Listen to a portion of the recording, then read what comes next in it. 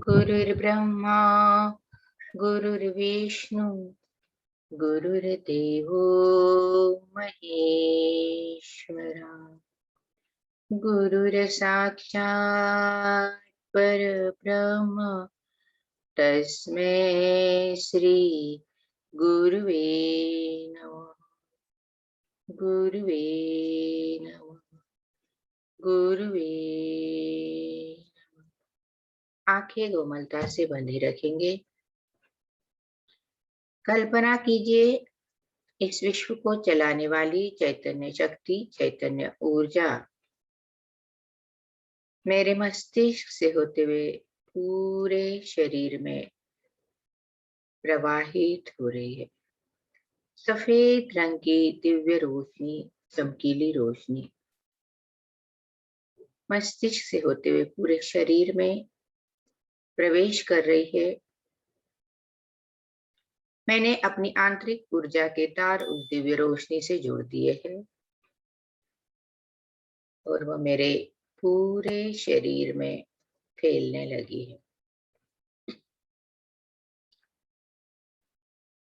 पूरा मस्तिष्क, चेहरा, आंख, नाक, कान, गला, गर्दन, कंधे, कोहनियां, कलाइया, हथेलियां, उंगलियां, नाखूनों तक वो दिव्य रोशनी पहुंच रही है। जहां जहां वो डिवाइन लाइट जा रही है वहां वहां की अपने आप हीलिंग हो रही है, शुद्धि हो रही है और हर सेल स्वस्थ और सुरक्षित होते जा रहा है।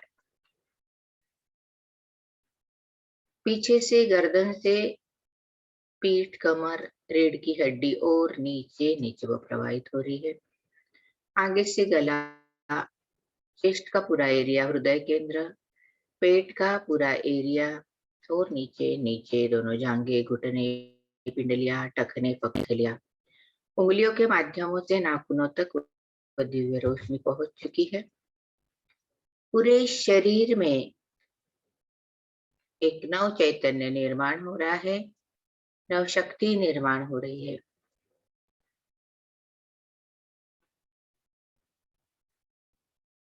आपके शरीर के हर सेल्स में, हर अणुरेणु में, हर अवयव में, हर उपांग में, अंग में वो दिव्य रोशनी पहुंची है।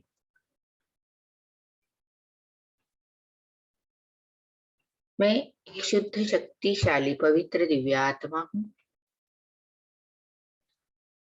मुझ आत्मा का रहने का स्थान, ये मेरा शरीर मंदिर के समान है। उसकी शुद्धि बहुत आवश्यक है और निरंतर मैं अपने विचारों द्वारा उसकी साफ सफाई कर रही हूँ, उसे शुद्ध, क्लीन रख रही हूँ।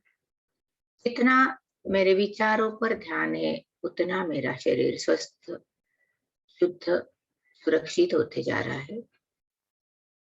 मेरे शरीर, मन और आत्मा के लिए जो उचित है वो ही सब मैं कर रही हूँ। इस शरीर में रहकर मेरी आत्मा बहुत खुश है, प्रसन्न है।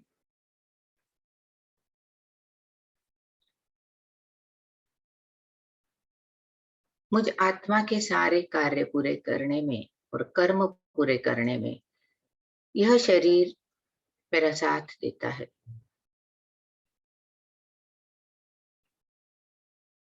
तन, मन और आत्मा, इन तीनों का गहरा संबंध है। इसलिए मैं हमेशा ऊंची सकारात्मक सोच रखती हूँ, जिसके कारण दिन प्रतिदिन मैं अपने आप को उत्साहित महसूस करती हूँ, खुश महसूस करती हूँ। मेरे आसपास के रिश्ते बहुत प्यारे हो रहे हैं। मेरा शरीर स्वस्थ, सुरक्षित हो रहा है। दिन प्रतिदिन मेरी समृद्धि बढ़ते जा रही है। मैं जिन लोगों के बीच में हूँ, जहाँ कार्य करती हूँ, वहाँ सुरक्षित हूँ, वहाँ मेरी सराहना होती है। हर कोई मुझे प्यार करता है, हर कोई मुझे चाहता है।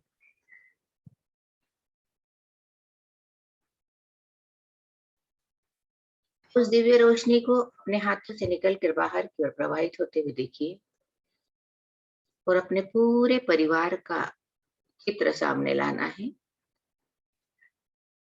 आप बीचों बीच खड़े हैं और आपके आसपास आपका पूरा परिवार खड़ा है।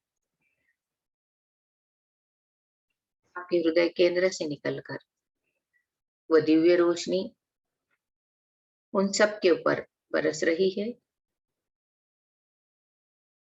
वे भी इस दिव्य रोशनी में नहा रहे हैं। वे सब सेफ है, सुरक्षित है। हमारे सबके आपस के कर्म शांति से, प्रेम से, सहजता से पूर्ण हो रहे हैं। उन सबको दुआएं दीजिए। सभी दिव्य सफलता के उच्च शिखर पर हो। आप सभी दिव्य स्वास्थ्य के उच्च शिखर पर हो। आप सभी दिव्य प्यार के उच्च शिखर पर हो। आप सभी दिव्य सफलता के, स्वास्थ्य के उच्च शिखर पर हो। दिन भर जब भी मुझे मेरे परिवार की याद आती है, मेरे मुख से दुआएं निकलती है। इतनी दुआएं मैं उनको भेजती हूँ, उससे कई गुना दुआएं वे मुझे भेजते हैं और इस तरह हमारे रिश्ते और ज्यादा मजबूत और प्यारे होते जा रहे हैं। अब पूरे प्लानेट का अर्थ का चित्र अपने सामने लाना है और पूरे धरती को हीलिंग देना है। आपके हृदय केंद्र से हम हाथों से निकलकर वो डिवाइन लाइट, वो दिव्य सफेद रोशनी पूरे ग्रह पर फिर से फैल रही है। इस ग्रह पर जितने भी तत्व है वे सुरक्षित है। जितनी भी आत्माएं हैं उनके अपने अपने कर्म शांति से, प्रेम से, सहजता से, कुशलता से पूर्ण हो। सबका कल्याण हो, सबका मंगल हो, सबका भला हो। मेरा भी कल्याण हो, मेरा भी मंगल हो, मेरा भी भला हो। इसी शुभ भावनाओं के साथ उस डिवाइन लाइट को फिर से अपना कार्य करने के लिए उस ब्रह्मांड को सौंपेंगे। Thanks, thanks, thanks. अपने दोनों हाथ आपस में रगड़ कर धीरे से आंखों पर रखिए। आंखें खोल।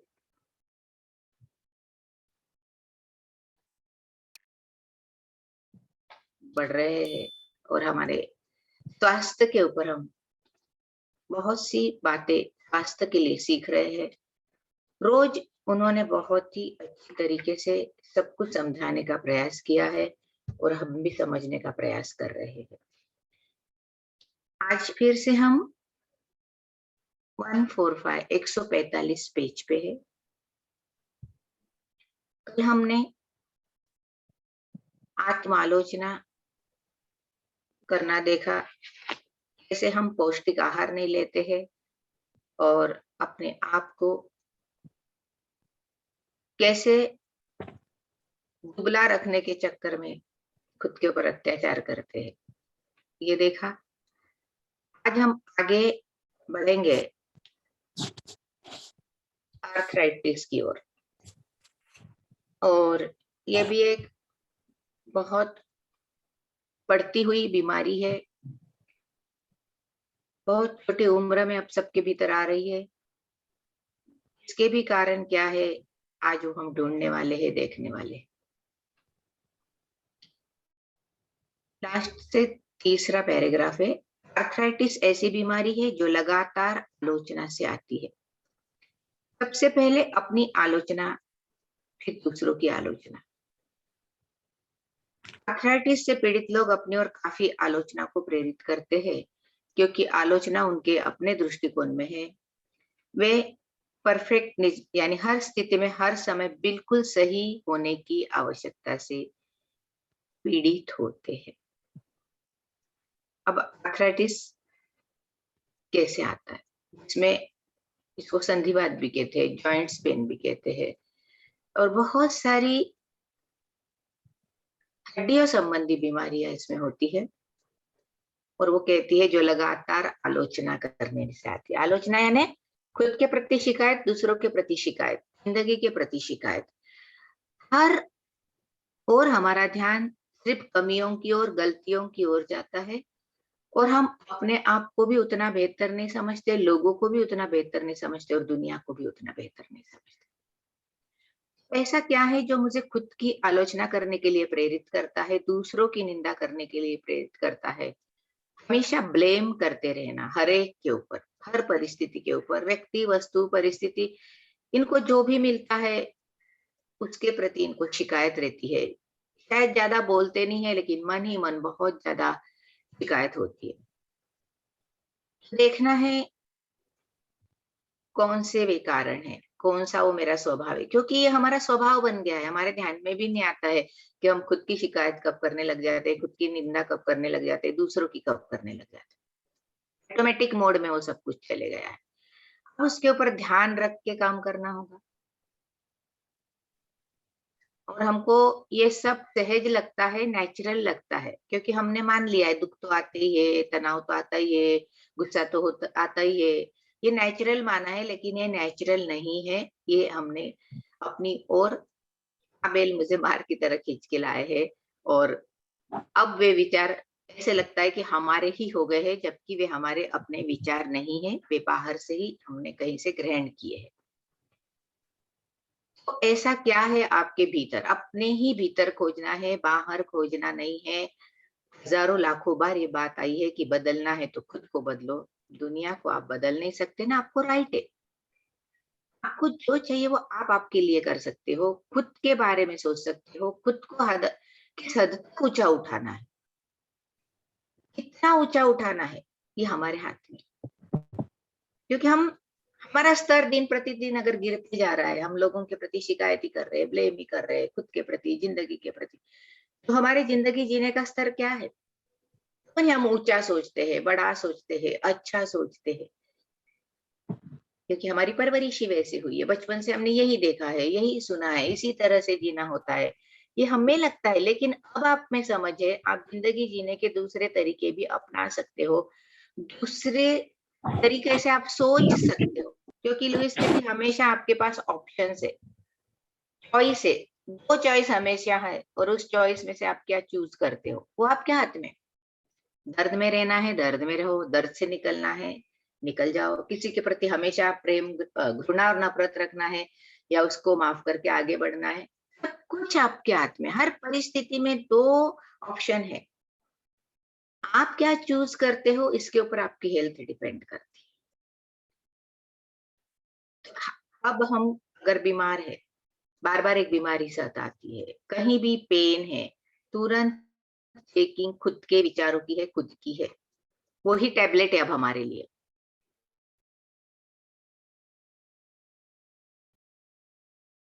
शरीर के कोई भी भाग में पीड़ा उत्पन्न हुई कि तुरंत अपना कनेक्शन अपने विचारों की तरफ ले जाना है। क्या है वो चीज़ जो आज मुझे परेशान कर रही है? 1 दिन से, 2 दिन से बार-बार वही विचार, वही विचार, वही विचार और वो बॉडी पे आता है।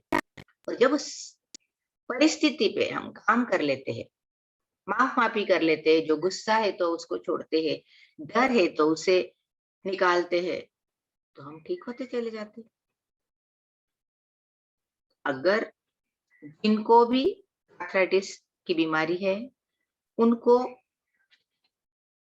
परफेक्शन में बहुत अटके, ये ऐसा ही है, ऐसा ही ऐसा ही होना चाहिए, ऐसा ही होना चाहिए।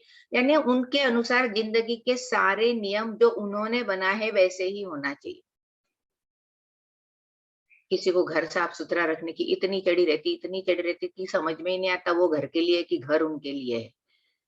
ज़िंदगी लगा देते हैं साफ-सफाई में, खुद झुक जाते हैं, हड्डियाँ मजबूत नहीं रहती है, कमज़ोर होने लगती है, फिर भी उस घर को घिस रहे, अरे खुद को घिसो, खुद के विचारों को साफ करो, वो घर अपने आप साफ होते चले जाए। वहाँ तो हमको हेल्प मिल सकती है, यहाँ हमें हेल्प नहीं मिलेगी। हम ये नहीं सिखा रहे कि घर को गंदा रखो, लेकिन इतना परफेक्शन कि लोगों के लिए वो परफेक्शन बोझ हो जाता है। घर में बाकी के सदस्यों का जीना ही दूभर हो जाता है, इस हद तक परफेक्ट होते वो लोग। कहीं की चीज़ उनको इधर से उधर नहीं चलती है, थोड़ा-सा भी इधर-उधर कुछ हुआ तो उनका आसमान पे पारा चढ़ जाता है। ऐसा नेचर हमारा क्यों बना है? किस कारण से बना है? बहुत सी बातें एक साथ आती है जब जाके वे सारी चीजें इकट्ठा होके शरीर में बीमारी पैदा करती।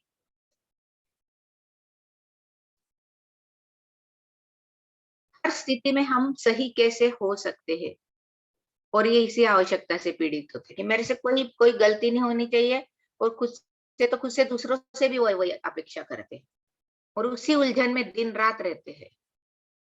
वही सोच, वही सोच, वही सोच, फिर दूसरों के प्रति ब्लेम, शिकायत, क्योंकि वो आपके अनुसार नहीं करते ना। आप जितना सब अच्छा करते उनको नहीं आता है, आप जितने सुपीरियर है वो नहीं है, या आप सुपीरियर होने के चक्कर में और ज्यादा खुद को परेशान कर रहे हैं। क्या है, सब कुछ अपना अपना देखना है।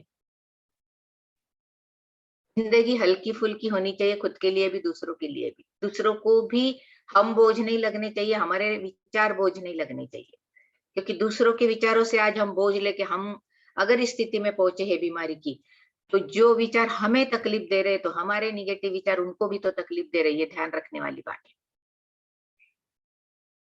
जब किसी के हिटलर टाइप के विचार हमको तकलीफ देते हैं, तो हमारे हिटलर टाइप के विचार दूसरों को भी तो तकलीफ देते हैं। तो सबसे पहले खुद को प्यार करो, गलत मत सोचो, माफ करने का ही रखो हमेशा। जब हम हमेशा माफ करने का सोचेंगे ना, तो ये थॉट्स वहां तक जाएंगे ही नहीं, हमारे सबकॉन्शियस तक, क्योंकि वो सब वहां जा जाके स्टोर हो रहा है, और फिर एक दिन प्रेशर कुकर में प्रेशर आता है, सीटियां बजती है। तो रोज की रोज साफ सफाई की तो प्रेशर आएगा क्या? निरंतर चलने वाली प्रक्रिया, ये कोर्स यानी कोई वो डिग्री नहीं हो कहती है कि सर्टिफिकेट ले लिया और मैंने ये किया। ऐसा नहीं है। जितने टाइम तक आप जिंदा हो, जब तक आपके थॉट्स चल रहे हैं, उस वक्त तक ये सफाई है, आखिरी क्षण तक जिंदगी की। जैसे बचपन से लेके अभी तक सब कुछ ऑटोमेटिक मोड में चले गया है, वो रिकॉर्डिंग बदलकर अब सब ऐसे ऑटोमेटिक मोड में डालना है कि याद आते ही, कुछ देखते ही तुरंत थॉट पॉजिटिव चलने चाहिए। इस हद तक खुद को पॉजिटिव बना के वो रिकॉर्डिंग बदलनी है। और कई लोगों की बदल भी गई है, मुझे लगता है 50%, 60%, यहाँ तक तो हम पहुंचे ही होंगे। ऑटोमेटिक मोड में तो हम पहुंचे ही होंगे, और चले जाएंगे जल्दी, अगर निरंतरता रही तो, कंटिन्यू करते रहे तो। रोज का अभ्यास है ये, क्योंकि 2-3 दिन बहुत अच्छा लगता है, एक आधे दिन परिस्थिति गड़बड़ हुई कि सब जीरो और माइनस में नीचे ले जाते हम, फिर सब भूल जाते, क्या सीखा था, क्या बताया था, सब सब ब्लैंक। और ऊपर यहाँ से कि कोई कोई लोग तो पुस्तक भी, किताब भी उठा के फेंक देते कि काम नहीं करता है। खुद को चेंज नहीं करना है ऐसे लोगों को। ये दुनिया पे ही ब्लेम करते मिलेंगे, ये दूसरों को ही कोसते हुए मिलेंगे। अपने आप से प्यार करो, अपने आप को देखो, और मेरे अंदर क्या बदलना है, ये अगर बहुत शांति से प्यार से आप बदलेंगे ना, तो दुनिया बदली हुई नजर आएगी। तो यही करना है, कर सकते। आगे वो कहती है कि क्या आप इस पृथ्वी पर किसी ऐसे व्यक्ति को जानते हैं जो परफेक्ट है? मैं नहीं जानती, वो कहती दुनिया में कोई संपूर्ण परफेक्ट व्यक्ति आपको मिला है? फिर आप क्यों उसके चक्कर में पड़े हो, सब कुछ परफेक्ट होना चाहिए, ये भी ऐसा, ये ऐसा, ये ऐसा, ये ऐसा। नो डाउट, अच्छा बनते बनते बनते चले जाओ, ऑटोमेटिक बन जाओगे। लेकिन उसके चक्कर में खुद को कोसना, खुद की निंदा करना, लोगों को कोसना, लोगों की निंदा करना, ये कहाँ तक ठीक है? स्टेप बाय स्टेप सब ठीक होते चले जाएगा। इंस्टेंट का जमाना आया ना, सब कुछ रिजल्ट अभी के अभी चाहिए, इम्पॉसिबल है ना। कुछ कुछ चीजों के लिए जो समय देना है वो देना भी पड़ेगा। कोई चीजें तुरंत घटित होगी, किसी को थोड़ा समय लगेगा, किसी को ज्यादा समय लगेगा, क्योंकि वो कहती कि बर्तन कितना काला है, उतना तो घिसना ही पड़ेगा सुखाने के लिए। किसी का एक बार में साफ होगा, किसी का 10 बार में, किसी का 100 बार में, पता नहीं किसका बर्तन कितना काला है। तो हम ये नहीं कह सकते कि ये काम नहीं करता। आप कितना चमकाने में दम लगा रहे हो, कोशिश कर रहे हो, तभी आपका बर्तन चमकेगा, और निश्चित रूप से चमकेगा। कोशिश करते रहो, करते रहो।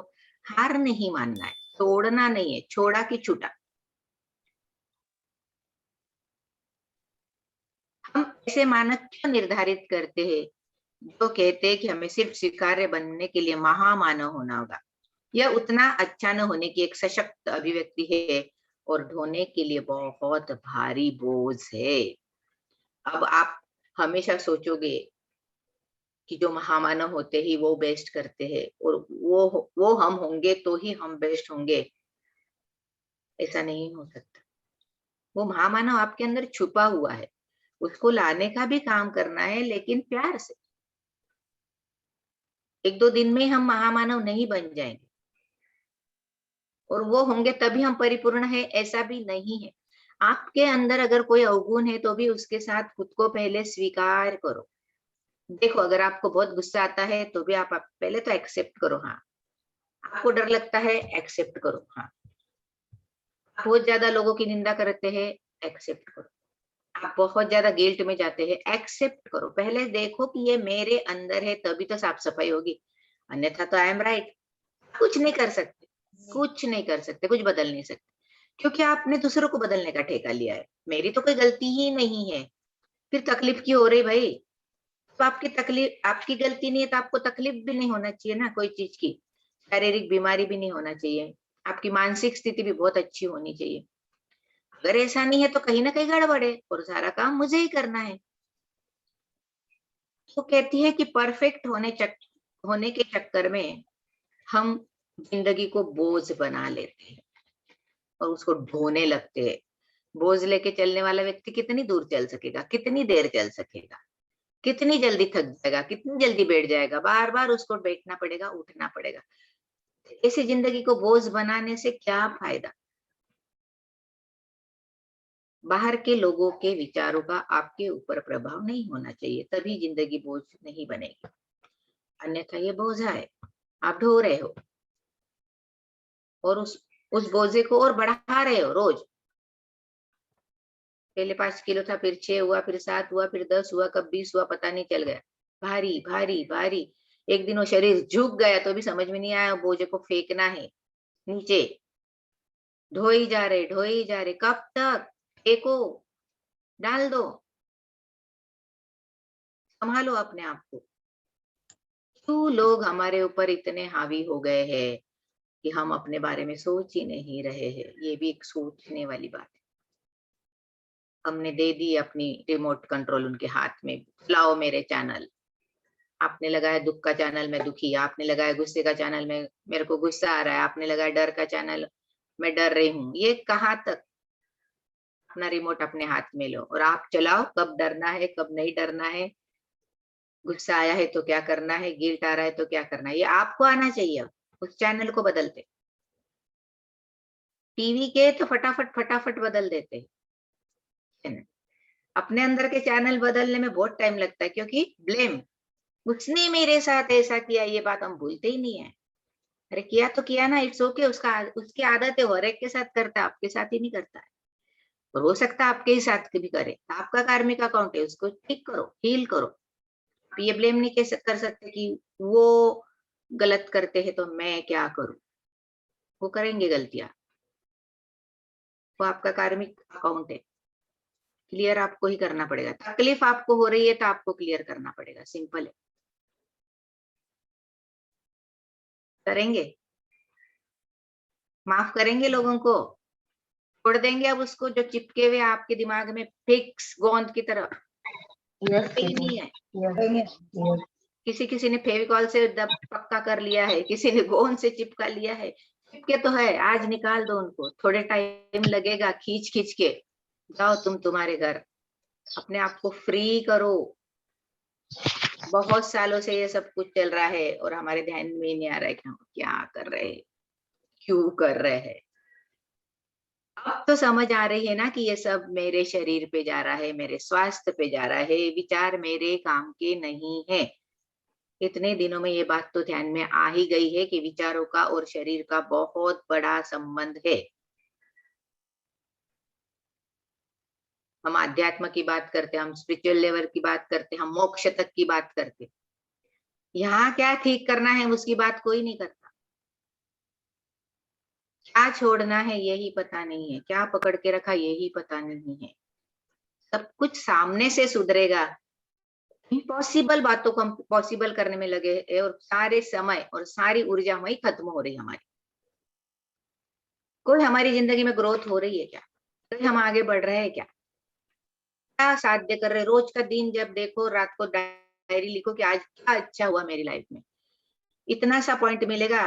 गलतियां लोगों की बहुत सारी मिलेगी, निगेटिव बातें बहुत सारी मिलेगी। अब वो ग्राफ हमें बदलना है। आज एक अच्छाई मिली तो कल 10 मिलेगी, परसों 20 मिलेगी, क्योंकि ध्यान उधर जाएगा, दृष्टिकोण बदल जाएगा, नजरिया बदल जाएगा, तो चीजें अच्छी दिखेगी। अच्छी चीजों पे ध्यान जाएगा। अभी क्या हो रहा है? गलतियां उस पे ध्यान, गलतियां उस पे ध्यान। तो अब ये बदलना है, ये चेंज करना है, और हम कर सकते हैं। तो आगे जाके कभी जिंदगी में आर्थराइटिस नहीं होगा, गारंटी गारंटी। लेकिन अपने आप की अंदर की सफाई आपको ही करना है, लोग नहीं कर सकेंगे ना। डॉक्टर बेचारा बहुत अच्छे रहते, डॉक्टर्स उनके उस पूरी जान लगा के आपको ठीक करते हैं। लेकिन कोई डॉक्टर साहब ये नहीं लिख के देते कि इसके बाद ये बीमारी रिपीटेडली नहीं आएगी, क्योंकि वो आपके दिमाग में आके थोड़ी ना सोचते बेचारे। वो वहां बहुत माहिर है, वो एकदम एक नंबर काम करेंगे आप। लेकिन वो ये लिख के नहीं दे सकते कि ये बीमारी रिपीट नहीं आएगी। क्यों? क्योंकि आपके मस्तिष्क में क्या चल रहा है उनको क्या पता। कई बार वो हमको बोलते हैं ना, ज्यादा सोचा मत करो, मतलब क्या है? ध्यान रखो, निगेटिविटी में मत जाओ, ज्यादा गुस्सा मत करो, चिड़चिड़ मत करो, डरो मत, यही है वो सब बातें। हमारे नसीब बहुत अच्छे की टेक्नोलॉजी बहुत अच्छी आई है दुनिया में। लेकिन फिर भी वो कहती है कि सर्जन की छुरी के नीचे नहीं जाना, उसके पहले ही संभाल लो, माप माफी कर लो। क्यों कटना है? शरीर को काटना है। हमने ही अंदर सब व्याधियां उत्पन्न की है, हम ही ठीक कर सकते हैं 100%। और इसके कई उदाहरण है, कई उदाहरण। तो आप भी ठीक रह सकती है। छोटी छोटी बारीक गठाने अगर अभी अंदर है, आज से माफ माफी कर लो तो वो अपने आप गल जाएगी, बड़ी स्वरूप लेगी ही नहीं। एक दिन बड़ी बीमारी में वो परिवर्तित होगी ही नहीं, अगर रोज काम किया तो। अन्यथा गठान बड़ी होने में टाइम नहीं लगता है, फिर बहुत समय निकल जाता है सब कुछ ठीक करने में। तो अगर आप इस ग्रुप में हैं, रोज इतना हैमरिंग हो रही है, रोज इतना सीख रहे हैं, तो आपकी ड्यूटी बनती है अपने विचारों को बहुत प्योर रखने की। सही है कि नहीं है? 8 महीने से 9 महीने से जुड़े हो, आपको आएगा कि नहीं आएगा? खुद को ठीक रखते। दुनिया की छोड़ो, दुनिया को आप ठीक नहीं कर सकते, परफेक्ट नहीं कर सकते, उनके कारण आप नीचे नीचे जा रहे हो। छोड़ दो अब उनको, ठीक है? सबको अपने अपनी जिम्मेदारी दे दो, मन ही मन बोलो सबने अपनी अपनी जिम्मेदारी ली है, सब अपने अपनी लाइफ में खुश है, सफल है, समृद्ध है। रोज दुआएं दो, बस और कुछ मत करो, दुआएं दो, ब्लेसिंग्स दो, ज्यादा चिंता मत करो कैसे होगा क्या होगा। आपके निगेटिव वाइब्रेशन उनके ऊपर काम करते हैं, कैसे होगा क्या होगा। तो हम क्या क्या, एक अच्छी लाइन है क्या, कैसे होगा क्या होगा। उस यूनिवर्स ने जिसको यहाँ भेजा है उसके लिए सारी सुविधा करके भेजा है, हमको उसके ऊपर ट्रस्ट करना है। सब अपने अपने कर्म लेके आए हैं, तो पूर्ण करने के साधन भी उनको मिले हैं। जिनको जो चाहिए वो हेल्प हर समय उपलब्ध है। हमको लगता है सारी जिम्मेदारी हमारी, अरे ऐसा नहीं है। अनाथ बच्चे भी पल जाते हैं इस दुनिया में, और कहाँ से कहाँ पहुंच जाते हैं। हम फालतू ही डर का हवा बना के रखे, कैसे होगा क्या होगा। आप ब्लेसिंग्स दो, दुआएं दो, आपकी दुआएं बहुत काम करेगी, सब अच्छा ही होगा, अच्छा अच्छा अच्छा ही होगा। इस बात पे पूरा ट्रस्ट रखना है, और फिर देखो आपकी जिंदगी कैसे नया मोड़ लेती है। किसी को कुछ पूछना है आर्थराइटिस की?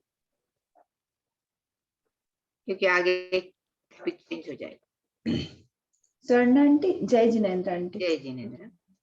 जो गठाने होती है स्वर्ण आंटी, वो भी इसी का कारण रहती है। गठाने गहरी नाराजगी होती, किसी बात को छोड़ना नहीं। वाकया छोटा होता है, झगड़ा छोटा होता है, लेकिन उस बात को पकड़ के जो गहरी नाराजगी होती है, उससे शरीर में गठाने होती है। या आर्थराइटिस है, यो निंदा करने से आती है, बार बार शिकायत करना, ब्लेम करना, उनको नाम रखना, इससे आर्थराइटिस होता है। खुद को नाम रखना, मेरे साथ ऐसा क्यों हुआ, मेरी जिंदगी में ऐसा क्यों हो रहा है, ये आर्थराइटिस होता है। और गठाने का नाराजगी, फिर छोटी से छोटी और बड़ी से बड़ी। नाराज कितनी देर होते हो? ठीक है, आया गुस्सा गया। वो कहती है ना कि नाटक है ये जिंदगी भी, या गुस्सा भी, डर भी, आता है जाता है, आता है जाता है। हम उसको सत्य समझ के पकड़ के बैठ जाते, वो गलत हम करते। गुस्सा आया है ठीक है, क्योंकि वो एक ईमानदार भावना है। उस गुस्से को ईमानदारी से मुक्त करना है। मुक्त करते समय किसी को सजा नहीं मिलना, ये मिरर वर्क में बहुत अच्छी तरीके से हम समझते हैं। तो न खुद को सजा मिलनी चाहिए, न दूसरों को सजा मिलनी चाहिए वो मुक्त करते समय। तो अगर ये रोज-रोज नाराज़गी रहेगी और वो नाराज़गी छोटी-छोटी गठानों से कब बड़ी गठानों में परिवर्तित हो जाएगी आपको पता ही नहीं चलेगा। क्योंकि लुईस का खुद का उदाहरण है, उनको जब कैंसर हुआ था, मैंने कई बार ये उदाहरण आप लोगों को समझाया पर अभी आज कुछ लोग नए तो वापस रिपीट करती हूँ। वो 55-52 के आसपास थी उनकी एज उस वक़्त जब उनको कैंसर हुआ था। वो लोगों को सिखा रही थी, पढ़ा रही थी ये कोर्स से और बहुत सारे लोग हील हो रहे थे उनके थॉट से, विचारों को बदल के। हर बीमारी पे उन्होंने बहुत सारे सॉल्यूशन निकाले थे, कौन-सा थॉट है, क्या अभी आप सोच रहे हो, अब आपको क्या सोचना चाहिए, अब आपकी अफ़र्मेशन क्या होना चाहिए। और उस वक़्त अचानक डिक्लेयर हो जाता है कि उन्हें कैंसर है। वो जाती है गुरु के पास, रोती है कि वो कह रहे हैं डॉक्टर कि मुझे कैंसर है, तो गुरु कहते हैं आप शांत हो जाओ लुईस, आपका धरती पे का कार्य अभी खत्म नहीं हुआ है। आप ऐसे नहीं जा सकती हो, सिर्फ आप अपने अंदर का गुस्सा देखो, नाराज़गी देखो कहाँ है। तो कहती है अब कहाँ नाराज़गी, मैं तो लोगों को सिखा रही हूँ, मैं तो अब सबको मैंने माफ कर दिया, मेरे दिमाग में कुछ भी नहीं है, किसी के प्रति कुछ भी नहीं है। तभी वो कहते हैं नहीं कुछ तो है, अभी ये बाहर आया है। फिर वो सब बंद करके 3 से 6 महीने खुद के ऊपर काम करते। बचपन से सब देखते हैं और जब एक-एक बात उनके ध्यान में आती क्योंकि 5 साल की बच्ची के ऊपर जब रेप होता है, जो 12, 13, 15 साल तक चलता है, उस बच्ची के अंदर पुरुषों के प्रति गहरी नाराज़गी, गहरी नफ़रत थी और उनको ऐसा लग रहा था कि अभी तो मैंने सबको छोड़ दिया, सबको माफ़ कर दिया। वो चिंगारी दबी हुई थी और उसके ऊपर बहुत राख का ढेर लग गया था। तब उनके ध्यान में आया, फिर वो कहती है कि मैंने कई रात तक ये पीटते हुए बिताई है, कई रातों तकियों को पीट-पीट के उस भड़ास को, उस आक्रोश को बाहर निकाला। फूड थेरेपिस्ट को बुलाया, फूड थेरेपी ली, अपना आहार बदला, बहुत कुछ चेंज किया, अपने थॉट पे पूरा ध्यान दिया और गहराई से हर एक को माफ करते-करते जब वो पहुंची कि जब उनके सौतेले पिता ने ही उनके ऊपर रेप करना का कोशिश की थी और उस वक्त वो घर छोड़ के भाग गई। सबको माफ करना आसान हो गया है लेकिन पिता को कैसे माफ करूं? ये दिमाग में से जा ही नहीं रहा था। फिर भी उनकी स्टडी कह रही थी कि नहीं, माफ तो करना ही पड़ेगा और जब आप माफ नहीं कर पाते, सामने वाला इतना हिंसक क्यों है, ये अगर आपको देखना है तो उसके बचपन तक जाओ। तो आपको कॉज़ ध्यान में आता है और आपको माफ करना ईज़ी होता है। उसको घर छोड़े हुए 16-15 साल की उम्र में जिन्होंने घर छोड़ दिया था, वापस इतने सालों बाद अपने पिता के पास जाती 30-35 सालों के बाद, हिम्मत करके और फिर उनसे पूछती है, आपका बचपन कैसे था?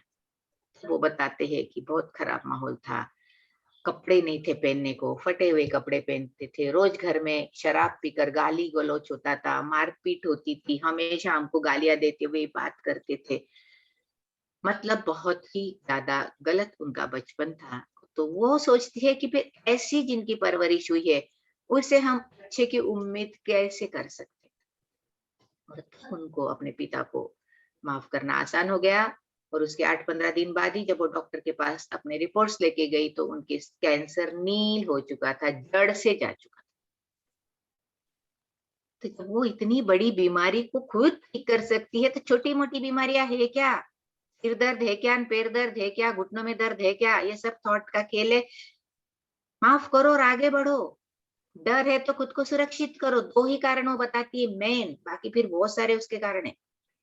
अगर गुस्सा है तो कोई ना कोई व्यक्ति है उसको छोड़ दो, माफ कर दो, लेट गो करो और डर है तो खुद को सुरक्षित करो, मैं सुरक्षित हूँ, मेरा भविष्य सुरक्षित है, मेरी ज़िंदगी में सब कुछ सुरक्षित है। ये 2 बातों पे अगर गहनता से आपने विचार किया और बहुत अच्छे से खुद को बदला, निश्चित रूप से बहुत जल्दी सब कुछ बदल जाएगा।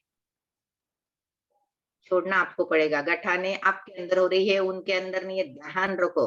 तकलीफ आपको हो रही है, उनको नहीं है, ध्यान रखो। कोई व्यक्ति कितना भी गलत है, बैठा तो आपके चित्त पे है, परेशान तो आपको कर रहा है, आपको हो रही है परेशानी, वो कर रहे कि नहीं कर रहे मालूम नहीं, उन्होंने शायद एक जुमला फेंक के वो तो फ्री हो गए और आप उसको बोझा बना के घूम रहे हो। छोड़ दे उस बोझ को, आज ही फेंक दो निकाल के अगर ऐसी कोई बातें हैं आपकी ज़िंदगी में, अभी तक उनके रिजल्ट्स नहीं आए हैं, उसके पहले माफ़-माफ़ी कर दो। धन्यवाद दो कि थैंक्स गॉड मैंने इतना गलत सोचने के बाद भी मैं स्वस्थ हूँ, सुरक्षित हूँ। अभी तक रिजल्ट्स नहीं आए तो वो शायद अंदर के अंदर सब खत्म हो जाएगा। आपका शरीर स्वस्थ हो जाएगा। छोड़ दो, छोड़ दो, छोड़ दो। वो एक ही सिखाती है, माफ करो, माफ करो, माफ करो। सहज है।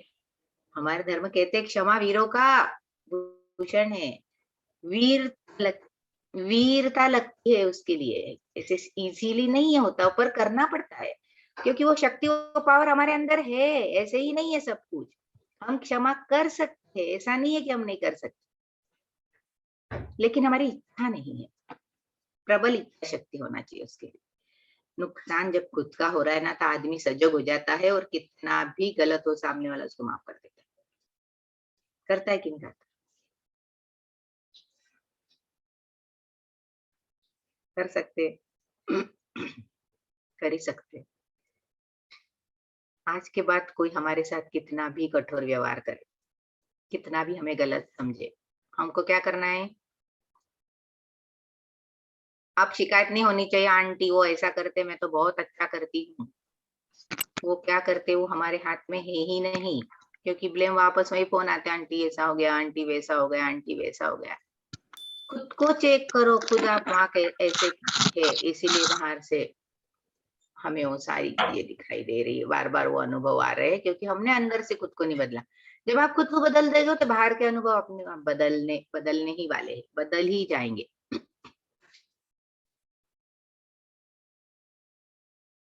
बदलना है, स्वस्थ रहना है। यस दीदी। बहुत छोटी छोटी बातों के बहुत बड़े बड़े प्रभाव हो रहे हैं हमारी जिंदगी में, हमारे ध्यान में आ रहा है। कितनी क्लीनिंग है रोज की, कितनी साफ सफाई है। दिवाली आ रही है, करो साफ सफाई। हाँ, साफ सफाई चालू कर दी है, दिवाली की अंदर की भी कर दो। जब दिवाली की साफ सफाई करते हो ना, तुरंत बोलो मेरे मन मस्तिष्क की सफाई हो रही है, मेरे घर की सफाई हो रही है, मेरे मन मस्तिष्क की। उसने वो एफर्मेशन ही दी हुई है अपने बुक में। साथ साथ ये भी साफ करो और वो भी साफ करो, और जितना क्लटर निकालोगे यहाँ उतनी शांति मिलेगी। ये भी करके देखो। जितना आपके पास क्लटर है, जितना आपने चीजें संभाल के रखी, वो एनर्जी वहां काम कर रही है, वहां छोड़ दी वो एनर्जी आपने, और आपके बॉडी के साथ वो अटैच है। और इसके कई उदाहरण देखे हैं, कई बीमारियां जिनको आई थी, उनका क्लटर साफ करवाया, बीमारियां चली गई। हम लोग बहुत इकट्ठा करते हैं, ये काम आएगा, वो काम आएगा। अरे आएगा तब मिलेगा ना नया। क्यों आप सोच रहे हो आप इतने समृद्ध हो कि आप चीजें नहीं खरीद सकते? इतना क्लटर इकट्ठा कर रहे हो। एक तो समृद्धि को भी रोकते हैं, दूसरा अपनी एनर्जी लगाकर स्वास्थ्य को भी खराब कर रहे हैं। दो नुकसान हो रहे हैं उसमें। आंटी जी, हाँ, अ फ्यू डेज, महीने भर पहले ना वो एक्यूप्रेशर का कुछ सुना था, देखा था। तो I was pressing my thumb को दबा दबा के एक्यूप्रेशर करी थी। महीना भर हुआ, वो दुख रहा इतना, मेरे से मोड़ा भी नहीं जा रहा था। क्या करना चाहिए? What should I do? अरे आपको कितनी सारी एफर्मेशन हमने दी हुई है ना बेटा पल्लवी, आपको पता है हाँ ना। जी। उसके कारण रीजन ढूंढो को, क्यों नहीं आप आगे बढ़ पा रही हो? क्या हो गया ऐसा जिंदगी में? थम गए हो कहीं ना कहीं, आप रुक गए हो। अब आपको ऐसा लगता है कि कोई फायदा नहीं, ऐसी कौन सी बात है? वो ढूंढो और उसे छोड़ो, और मैं जिंदगी में सहजता से आगे बढ़ रही हूँ, आगे बढ़ रही हूँ, बोलो। बार बार बोलने से ठीक होगा। और उस पार्ट को love you, bless you, sorry, thank you बार बार बोलो। फ्लेक्सिबल बन जाओ, देखो कौन सी, क्योंकि आपको पता है आपकी जिंदगी में क्या चल रहा है। करेक्ट। कहीं तो रुक गए, आपको कुछ अचीव करना था, वो नहीं कर पाए हो, या जो आपको चाहिए वो नहीं मिल रहा है। अब आपको ऐसा लगता है कोई फायदा नहीं। अगर ऐसा कुछ है तो ढूंढो और उस पे काम करो पल्लवी, ठीक हो जाओगे। ओके, हाँ, क्योंकि ये बाहरी डन आंटी जी, ट्रीटमेंट लेना थैंक यू। जरूरी है जब हमको लेना है, लेकिन साथ साथ अंदर की सफाई बहुत जरूरी है ना। वो साथ सही साथ बात। करते जाओ, आप तुरंत ठीक हो जाओगी। Done aunty ji, oh, thank you so book much. पढ़ो, आपके पास बुक है। ओ, हाँ डॉक्टर हाँ साहब। जी। और 10 मिनट आइस अप्लाई करो, अंगूठे पे आइस आइस क्यूब लो और ओके। उसमें कपड़े में बांध लो उसको, या प्लास्टिक की थैली में। और जिस अंगूठे पे आपने बहुत ज्यादा प्रेशर किया है, जो भी किया है, उस पे 10 हाँ जी। मिनट सुबह, 10 मिनट शाम को आइस अप्लाई करिए।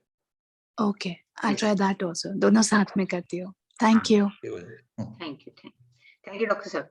एक्चुअली जब जब बाहर से भी हमको हेल्प लेनी है,